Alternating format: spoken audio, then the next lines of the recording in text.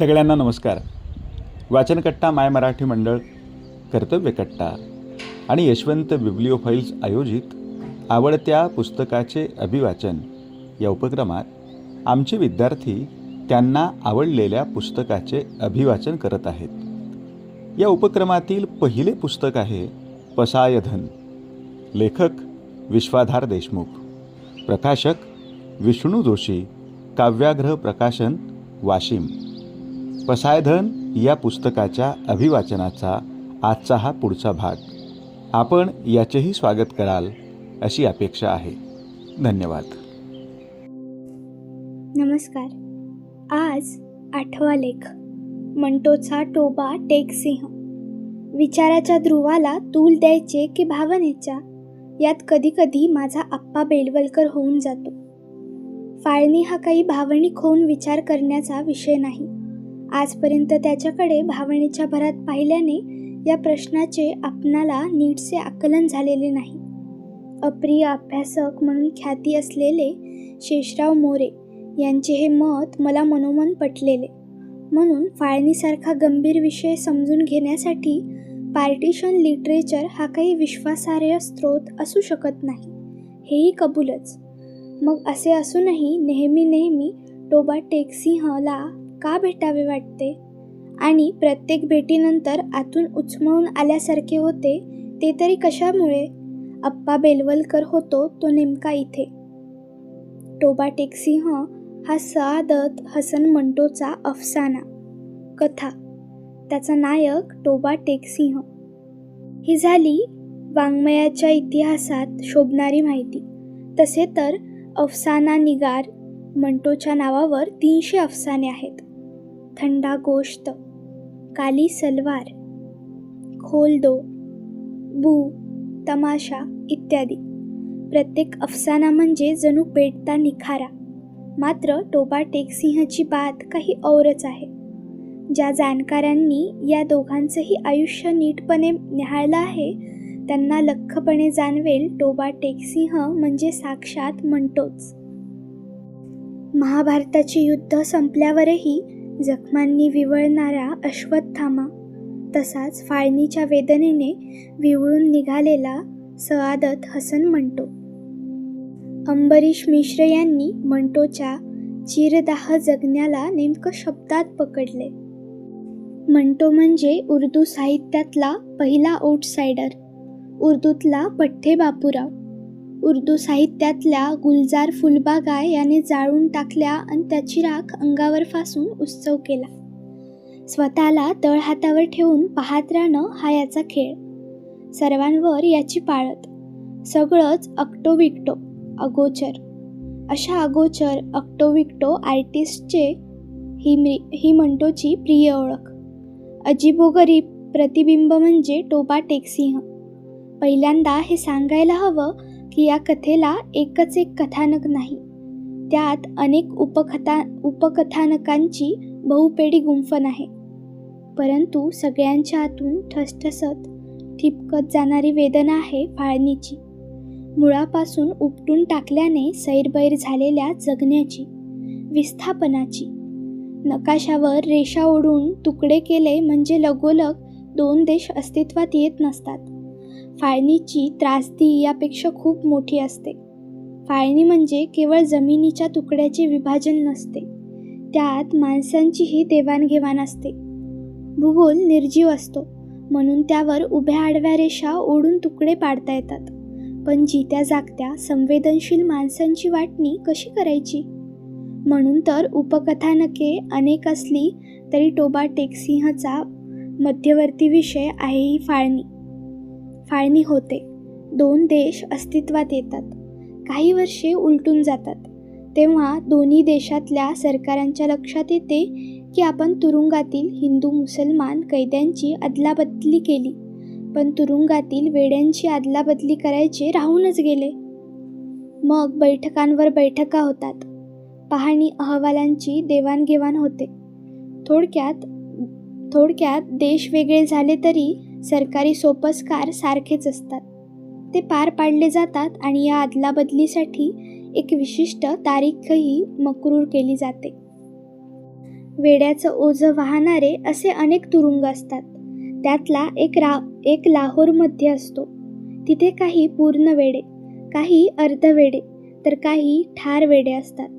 यात कुणी डॉक्टर असतो, कुणी पत्रकार, कुणी जमीनदार, तर कुणी वकील. वेड्याच्या प्रकार आणि प्रमाणात फरक असला तरी फाळणीचा वेडेपणा करणाऱ्यांच्या तुलनेत आपण नक्कीच शहाणे आहोत या बाबतीत मात्र सगळ्यांचे एकमत असते. अदलाबदलीची तारीख जशी जवळ येते तशा वेड्यांच्या चर्चा जोर पकडू लागतात. त्यात अमुक ठिकाण अगोदर कुठे होते आणि आता कुठे असेल, इथपासून ते आता आपण हिंदुस्थानात गेलो तर तिथली भाषा आणि एकंदर पर्यावरणाशी जुळवून घेऊ शकू का, अशा घोर चिंताचे सूर त्यात मिसळलेले असतात. यांपैकीच एक वेडा असतो.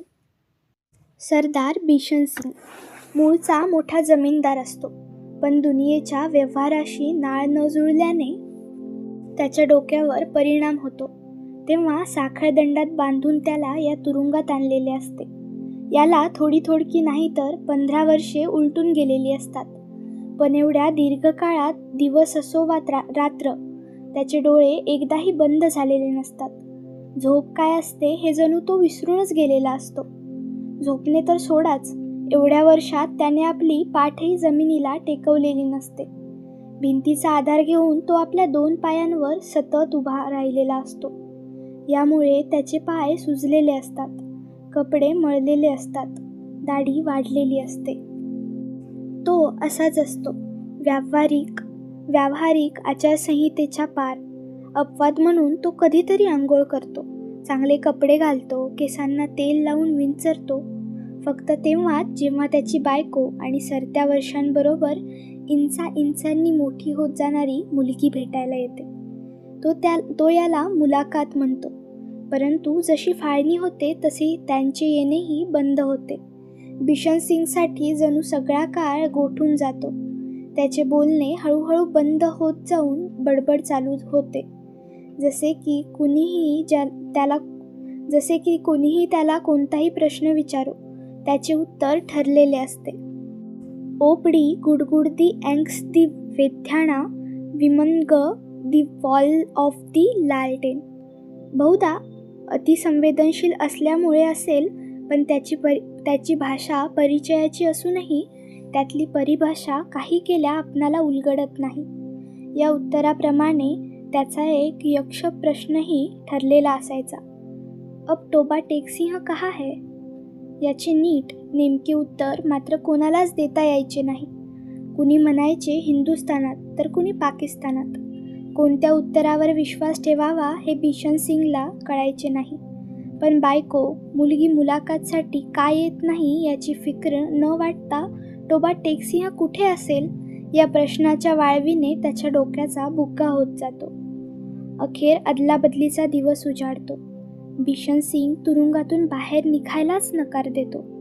तेव्हा सगळेजण त्याला खात्रीने टोबा टेकसिंह हिंदुस्थानात गेल्याची खबर सांगतात.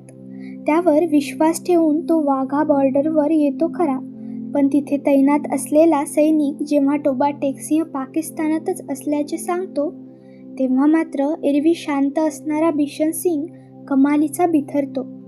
कितीही आवरायचा प्रयत्न केला तरी तो सैनिकांना आवरत नाही. शेवटी थकून नाईलाजाने सगळे त्याला एकटे सोडतात. आणि या दरम्यान जे घडते त्याची कुणी कल्पनाही केलेली नसते.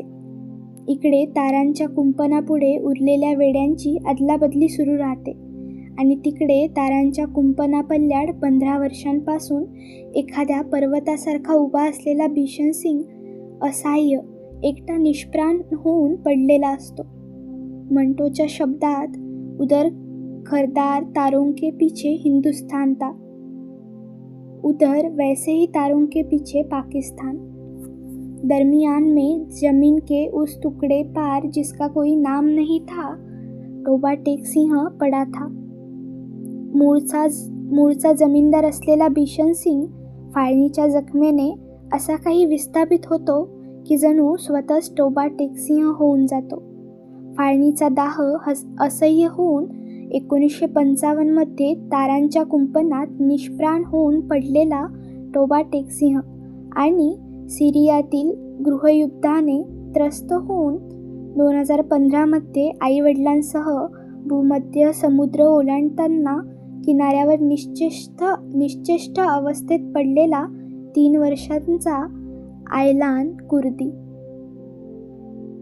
दोघांचा देश वेगळा, भाषा वेगळी, काळही वेगळा, पण मुळापासून उखडून टाकणारी विस्थापनाची भळभळती वेदना मात्र सारखी. कसे कुणास ठाऊक, पण या वेदनेची तारी खोलवर काळजात घुसते आणि मग टोबा टेकसिंहमध्ये लाडली बंबई सोडून लाहोरला गेलेला आणि अखेरपर्यंत व्याकुळ होऊन विवळत राहिलेला मंटो दिसायला लागतो.